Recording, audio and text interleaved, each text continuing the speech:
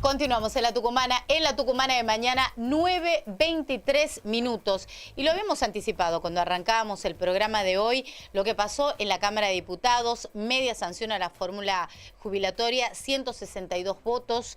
Esto que determina que esta fórmula se va a ajustar de acuerdo a la inflación, entre otros puntos. Pero también declaraciones del presidente de la Nación luego de conocerse lo que sucedió en la Cámara Baja. Repercusiones de horas después con el doctor Pablo Yedlin, diputado nacional. ¿Cómo le va, Pablo? Un gusto saludarlo. Gabriel Sanzano y todo el equipo de la Tucumana. Buen día.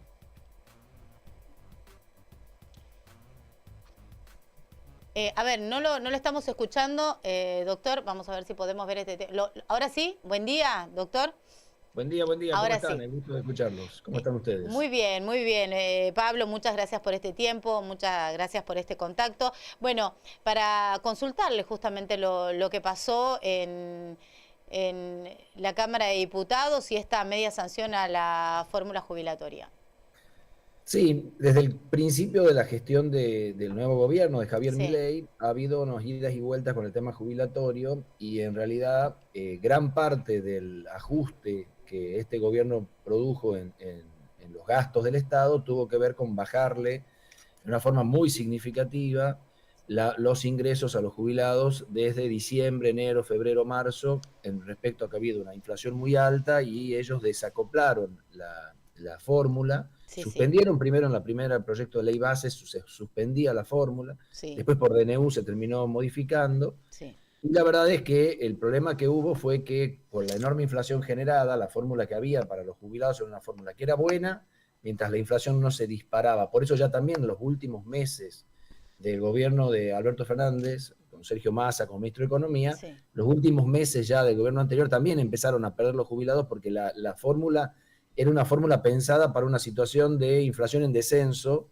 y no para lo que vivimos en los últimos meses de la gestión anterior y ni hablar de los primeros meses de esta gestión. Entonces, el ingreso de los jubilados quedó muy retrasado y eso generó y explica casi el 30% del superávit fiscal ficticio que este gobierno viene mostrando como gran éxito de gestión. Para recomponer este tema, el gobierno hizo un DNU que en realidad dejaba descalzado entre lo que habían perdido casi un 20% de los ingresos de los jubilados.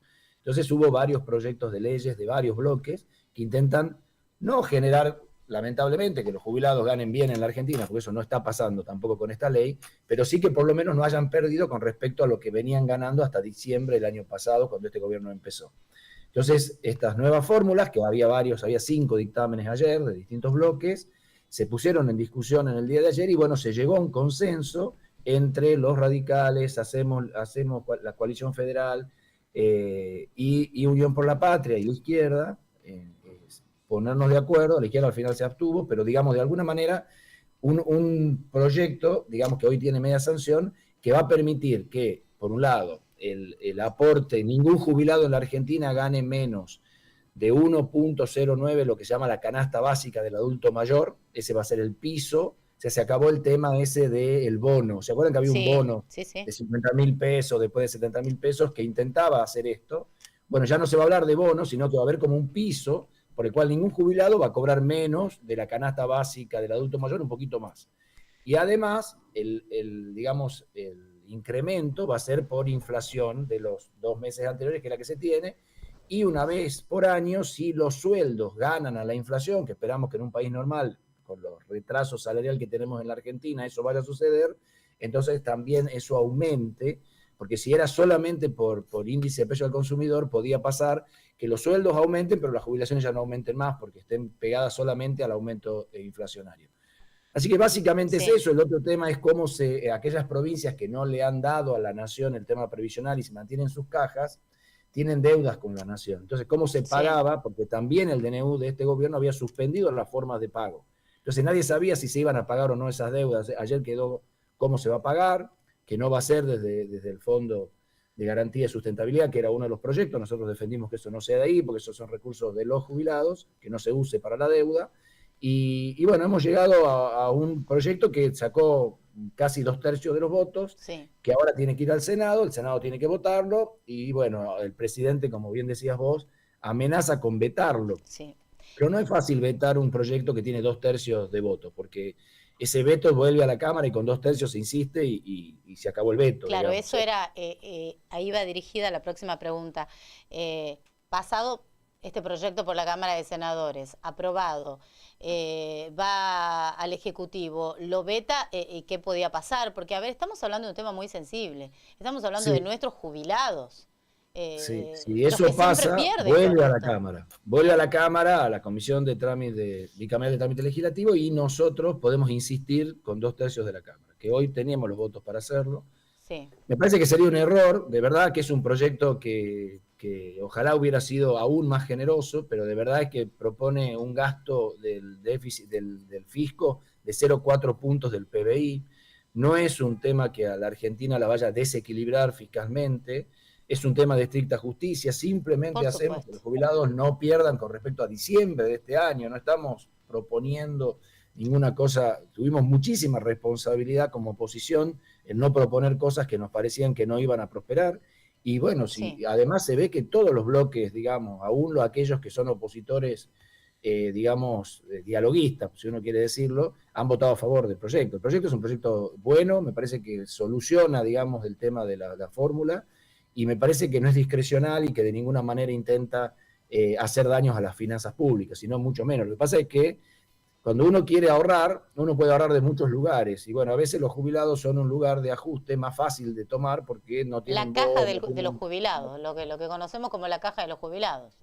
Claro, pero lo que pasa es que en la Argentina las cajas de los jubilados, como lugar donde se aguarda dinero, no existen, digamos, porque Claro. en realidad las jubilaciones hoy se pagan por aportes de los propios jubilados que ponen Sí, un poco de la jubilación para otros jubilados y por los activos que claro, pagamos para la caja previsional, pero no para la nuestra del futuro, sino para la actual, para pagarle exacto. hoy a los Claro, jubilados de claro, hoy, claro. nosotros pagamos. Y también de los impuestos, porque la gente tiene que entender que la mitad de lo que se gasta en jubilados se gastan de impuestos generales al consumo. O sea, todos los argentinos, de alguna manera, pagamos para que los jubilados reciban la jubilación. No solamente aquellos que están en blanco o que aportan, sino que aquel que paga el IVA, aquel que paga ganancias, parte de estos impuestos van al ANSES. Entonces, me parece que es importante, me parece que es un sector de la población que hay que proteger. Y bueno, celebro que ayer hayamos podido conseguir un acuerdo entre las Sí, oposiciones, distintas oposiciones, para poder llevar esto adelante. Y obviamente la descalificación del presidente, a la cual no esperábamos otra cosa, y a quienes lo apoyan, me parece que está fuera de lugar. A Tucumán le representan casi 300.000 tucumanos que van a ver incrementados sus aportes. Hoy las sí, jubilaciones en Tucumán representan cerca de 100.000 millones de pesos por mes a la provincia, que se va todo en consumo, que se va todo en sí. gasto, que genera recaudación, que genera Claro. movimiento económico. Así que a mí me parece que es positivo por todos lados y bueno, celebro que ayer lo hayamos podido sancionar. Y eso es algo que se pierde de vista, ¿no? Bueno, que el dinero a los jubilados queda en general en mercado interno, ¿no? Queda en consumo, se consume acá a la vuelta de la esquina, en el almacén, en el súper, y eso también activa la economía, es dinero que se inyecta en el mercado. Por supuesto, y en la farmacia, ni te digo, porque Claro, la Claro. farmacia sí. Más ahora, más los ahora. medicamentos de los jubilados, la canasta de medicamentos de jubilados aumentó 150%, mientras las Sí, jubilaciones habían perdido casi un 15 puntos. O sea que había un 165% de desfasaje. Por eso es que, por suerte, tenemos el PAMI y las obras sociales de cobertura y aquellos programas nacionales que dan medicamentos. Pero la verdad es que muchos adultos mayores han dejado de tomar la medicación en forma correcta por el precio de lo mismo, porque entre comer y tomar los medicamentos uno come. Entonces, de verdad, estamos en una situación muy compleja y seguimos. Ayer se conoció también la caída de la recaudación del IVA, porque nos hemos metido, pero nos hemos metido voluntariamente en un proceso de recesión que este gobierno impulsa, de caída del consumo, a mi manera de ver, sin necesidad. Si ustedes me dicen, ¿había otra manera de ajustar el gasto público, de generar equilibrio fiscal? Absolutamente había otra manera, de hacerlo con menos traumático, quizá un poco más lento, pero no con el desastre que está ocurriendo. Y es un gobierno que además tiene gravísimos problemas de gestión. Entonces vos duplicás la cantidad de indigentes en la Argentina, que son la gente que no puede acceder a la canasta alimentaria, duplicás esa cantidad de gente y no generás ningún mecanismo por el cual le podás garantizar la comida a la gente y te quedás con depósitos llenos de comida que aparte se echa a perder. Entonces me parece que lo que tenemos que intentar hablar con este gobierno, que a este gobierno le quedan 3 años y medio, o sea, le queda mucho tiempo por delante, es que recomponga su manera de ver la gestión, la política, que entienda que tiene que poner gente en los lugares de gestión que tengan la capacidad para hacerlo. Si vos querés distribuir comidas en la Argentina, la tenés que distribuir a través de los ministerios de desarrollo social de las provincias y de los municipios grandes.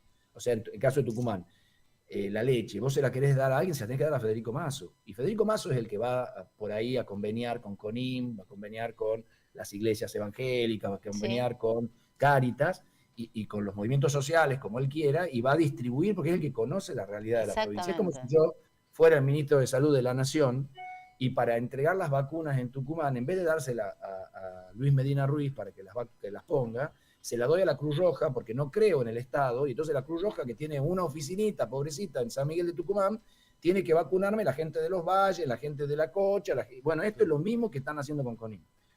Claro. O sea, no tiene la culpa CONIM, ¿no? Vamos a decirlo, pero es ponerlo a CONIM en una posición de distribuir 60.000 kilos de leche en toda la provincia sin ninguna capacidad logística para hacerlo. O sea, no lo va a poder hacer. Entonces, me parece que estos errores que se repiten uno tras otro, son los que están generando los enormes problemas. Y insisto, el tema económico tampoco está bien en la Argentina. No está bien. El equilibrio fiscal y este supuesto caída de la inflación a costa de una recesión enorme no es el camino que la Argentina necesita para salir adelante. Diputado, uno de los temas también de los que se viene hablando desde que empezó la gestión de este gobierno es del famoso DNU, ¿no? Que ya fue rechazado en el Senado y que todavía debería o podría tratarse en diputados. ¿Cómo va eso?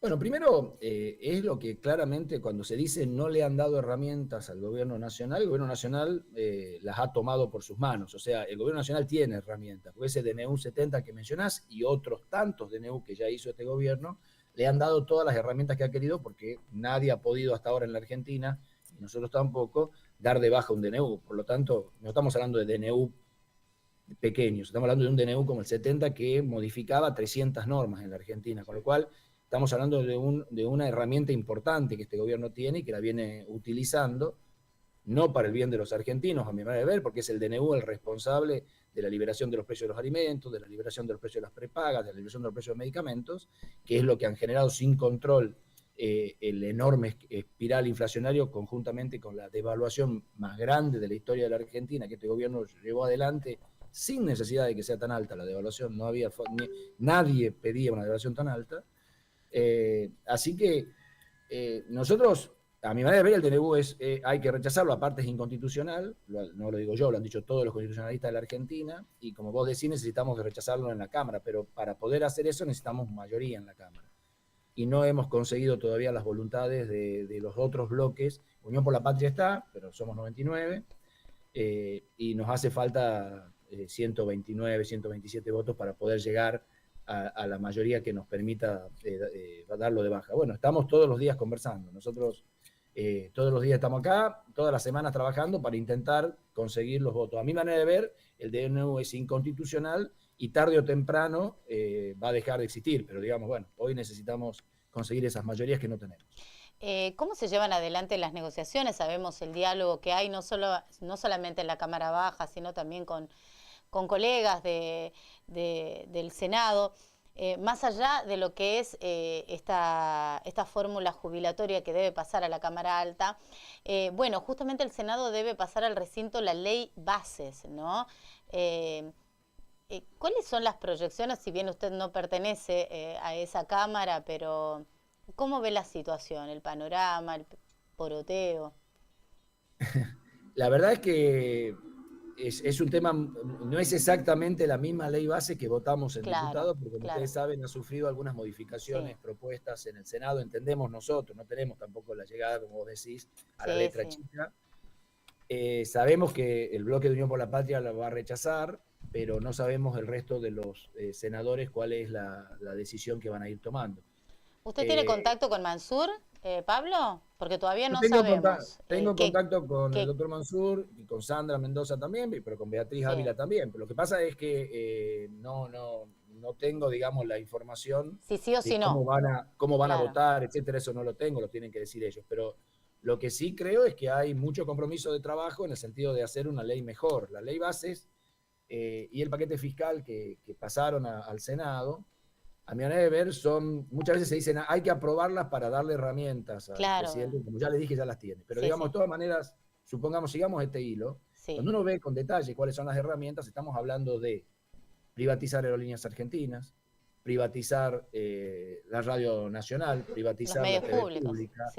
Claro, exactamente. Privatizar Núcleo Eléctrica, cambiar y permitirle a este presidente que pueda modificar todas las estructuras del Estado Nacional y despedir a todos los empleados que tiene. Me refiero desde el ANMAT, que es el que controla los medicamentos, hasta el Malbrán, que es el Laboratorio Central de Salud Pública de la Argentina, pasando por el INCUCAI, que es el centro que se encarga del trasplante de órganos en la Argentina. Digo, porque estos son organismos que están en la ley, no estoy inventando organismos, que han intentado protegerse para que no pase esto, pero que no lo han conseguido. Por lo menos el texto que salió de diputado no ha conseguido protegerlos.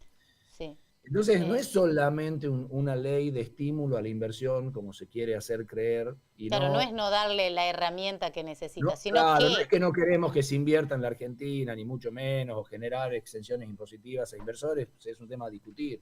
O no darle un programa de moratoria que en la Argentina ningún presidente se le puede negar un vaso de agua y una moratoria. En este país todos los presidentes han tenido un sistema de moratoria y nosotros también seguramente se lo vamos a terminar dando.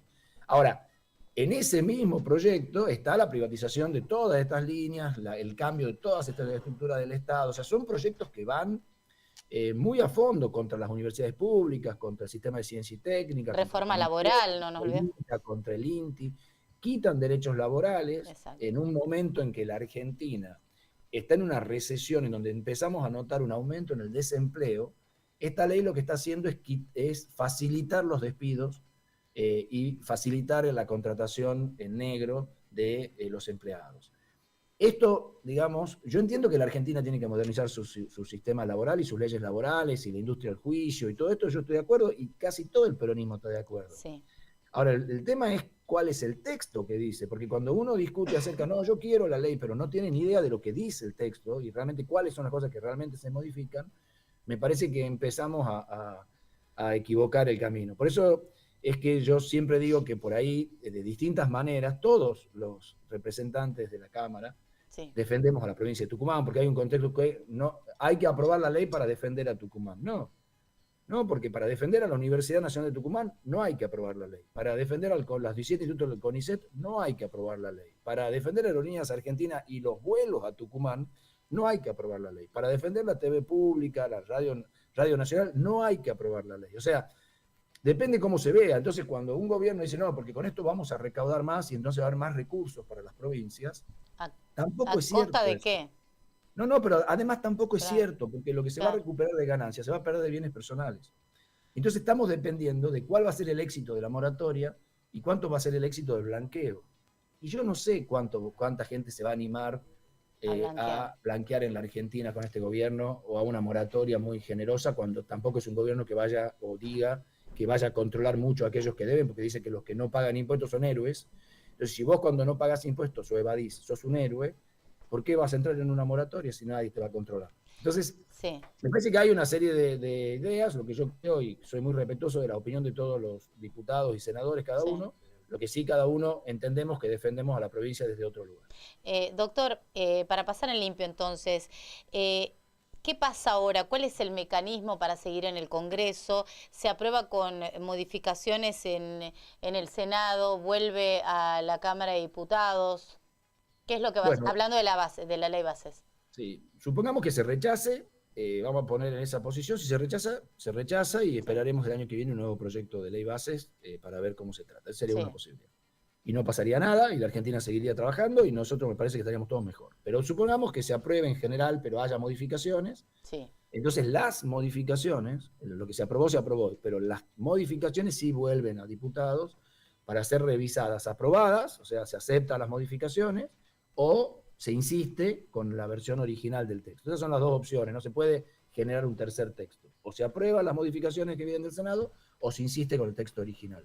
Para eso hace falta mayorías especiales o no, según cómo vienen el rechazo desde Senado. Si viene con media sanción, entonces con mayoría común. Si viene con 2/3, requiere 2/3. Eso se va a comisión, es bastante rápido el proceso de revisión una vez que vuelve a diputados. Ya no es que vuelve a empezar todo, no es el día de la marmota, o sea, vuelve a diputados y en diputados ya directamente se aprueba las modificaciones o se insiste ya no vuelve a Senado tampoco. Claro. Si se insiste con números suficientes, sale la ley con esto. Es un tema que, como en diputados, nosotros estamos bastante, digamos, complicados con el número. Puede pasar que todas las modificaciones que se hagan en Senado no se acepten y se insista con el texto original. Por eso es más seguro, a nuestra manera de ver, es que no salga la ley. ¿Cómo que no? A su manera de ver, ¿qué es lo que dijo más seguro que no salgan las modificaciones? Claro, no digo que sea lo más seguro que pase, digo que es más tranquilizador a mi manera de ver que la ley sea rechazada. Porque si la ley es muy modificada, bien, con la idea de mejorarla, porque no dice, vamos a votarla, pero la vamos a modificar entera, pero puede volver a diputado y se insiste, y diputado tiene los números para sacarla con la versión original. Claro, se entiende eso. Y usted no está, bueno, ya se lo habíamos preguntado un poco, pero el poroteo está parejo por el Senado, lo que se indica, ¿no? Usted en los pasillos se cruzará con algunos ahí. Me enteré ayer en la sesión que lo habían prorrogado una semana más a la discusión todavía. Mientras se prorrogue quiere decir que no tienen los números. Claro, que el oficialismo no tiene los números. Exactamente. A pesar de tener el dictamen. Sí, porque el dictamen no implica, hay muchos dictámenes que están con... Y que no llegan, y no llegan rápidamente al recinto.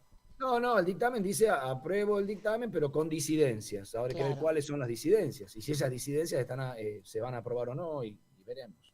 Bueno, habrá que seguirlo de cerca entonces. Exactamente. Le pregunto en general por cómo ve a su espacio político, al peronismo en general hoy en la Argentina, en este rol que le toca, de oposición, pero viendo que hay algunos diputados que han acompañado, algunos senadores por ahí indecisos.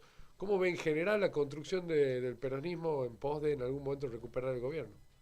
El peronismo es un partido que gusta del poder y que quiere recuperar el poder para poder gestionar a lo que nosotros entendemos que es lo mejor para la Argentina. Hemos tenido problemas, sin duda lo hemos tenido, pero el objetivo nuestro no es ser opositores ni ser un voto, digamos, testimonial. Nuestra idea es poder regresar al poder. Para eso hay que reconstruirse, porque después de un gobierno muy complejo que le tocó a Alberto Fernández, con la pandemia, con la sequía, etcétera, no vamos a entrar, y con errores propios, y la derrota electoral de Sergio Massa, que recordemos que ganó la primera vuelta y casi ganó la primera vuelta y casi por 2 puntitos no es presidente, hizo una muy buena elección a pesar de todas estas situaciones.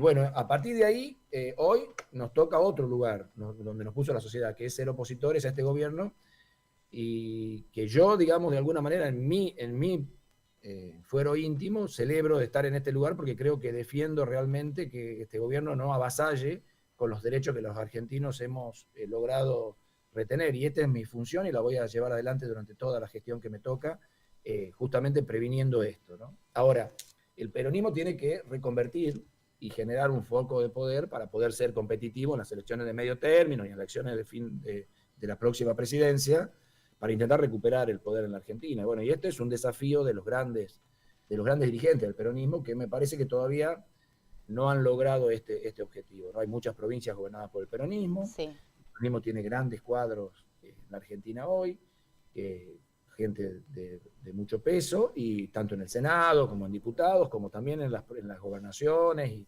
y en las intendencias. Y me parece que el gran desafío es construir una unidad entre todos, obviamente ayornando las políticas, las conductas y cuál es el mundo que nos toca vivir, que es un mundo totalmente distinto, y que es un mundo que ha cambiado, y también una población que piensa distinto, vota distinto y cambia sus preferencias. Y nosotros somos representantes de esa población, entonces tenemos que acomodarnos a esas nuevas exigencias, pedidos y deseos de la población. Me parece que eso no se hizo todavía. Pero me parece que ese es el gran desafío que nos toca a todos nosotros como representantes políticos, ¿no? Bueno, doctor, le agradecemos mucho este contacto con la tucumana, en definitiva con todos los tucumanos, un tema muy sensible que toca muy de cerca a nuestros queridos jubilados y por supuesto, ¿no? Una mirada parlamentaria también de lo que pasa en el Senado. Gracias y vamos a estar próximamente en contacto con usted. Que esté muy bien. Hasta luego. Hasta luego. El doctor Pablo Yedlin, diputado nacional de Unión por la Patria, horas después de lo que pasó en la Cámara de Diputados. Gaby, media sanción a esta fórmula jubilatoria y sobre todo, ¿qué puede pasar, ¿no? Más allá de las declaraciones del presidente de decir que va a defender la caja a puro veto, pero no es tan así. ¿Ah?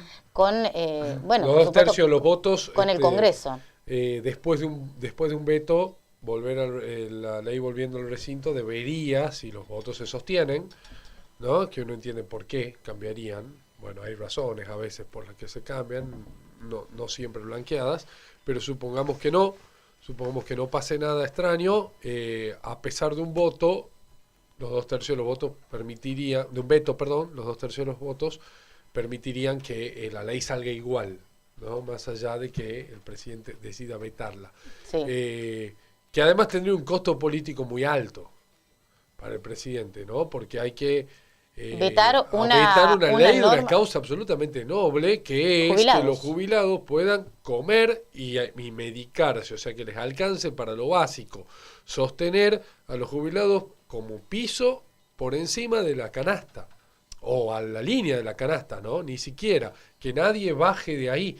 Y si sos presidente de la nación y vetas eso, mínimamente entiendo que va a tener que pagar un costo político muy alto. Ya pasó una vez que...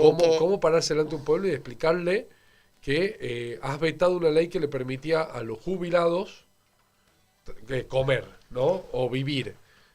Bueno, me parece que en este caso, por eso también, a pesar de que en la Cámara de Diputados el gobierno ha cosechado la suficiente cantidad de votos como para sacar con holgura la ley ómnibus, ¿sí? La ley de bases, en este caso, el mismo recinto, la misma Cámara, con 2/3 de los votos, decide sacar esta ley. Es un mensaje también del Congreso: te apoyamos, te damos herramientas, pero nuestro pueblo tiene que comer todos los días. Y me parece que eso es importante también. Muy bien. Bueno, vamos a tener mayores precisiones de los puntos más salientes de la nota en nuestro diario, en el Tucumano. Ahora, a las 9:50 se impone una nueva pausa en la mañana de la Tucumana. Música, Joaquín, ya venimos. 95.9